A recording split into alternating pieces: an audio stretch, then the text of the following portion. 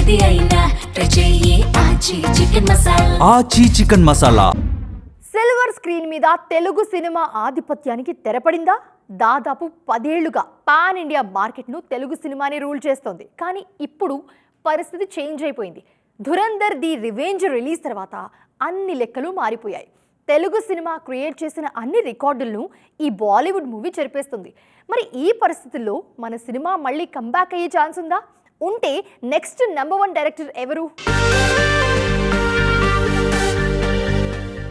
బాహుబలి 2 సినిమాలతో pan India ట్రెండ్కు gates open చేసిన దర్శకధీరుడు దాదాపు 10 ఏళ్లుగా ఇండియాస్ నెంబర్ 1 డైరెక్టర్ ప్లేస్లో కంటిన్యూ అవుతున్నారు.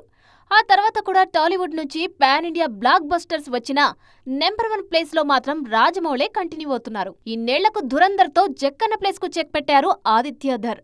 స్పై యాక్షన్ థ్రిల్లర్గా తెరకెక్కిన ఈ సినిమా ఇండియన్ బాక్సాఫీస్ రికార్డులన్నీ తిరగరాస్తోంది. దీంతో ఆదిత్యధరే నెక్స్ట్ నెంబర్ 1 అన్న టాక్ వినిపిస్తుంది. అక్కడితో అయిపోలేదు. జక్కన్నకు మరో టఫ్ కాంపిటీషన్ కూడా ఉంది. గ్లోబల్ రేంజ్లో రామాయణ సినిమాను తెరకెక్కిస్తున్న నితీష్ తివారీ వెండితెర మీద సరికొత్త చరిత్ర సృష్టించే అవకాశముందన్న టాక్ వినిపిస్తోంది. బాలీవుడ్ స్పీడ్ పెంచడంతో నెంబర్ 1 చైర్ టాలీవుడ్ చేయి జారినట్టే అని భావిస్తున్నారు క్రిటిక్స్. కానీ అదే సమయంలో టాలీవుడ్ నుంచి కొన్ని క్రేజీ ప్రాజెక్ట్స్ మరోసారి మన స్టామినా ఏంటో ప్రూవ్ చేసే ఛాన్స్ ఉందన్న ఆశాభావం కూడా వ్యక్తమవుతుంది.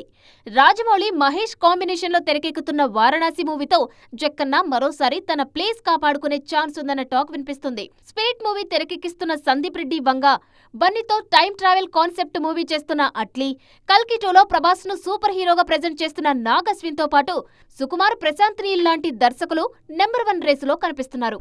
అందుకే అతి త్వరలో మరోసారి సౌత్ నుంచి ఇండియాస్ నెంబర్ 1 డైరెక్టర్ ఎమర్జ్ అయ్యే ఛాన్స్ ఉందంటున్నారు విశ్లేషకులు.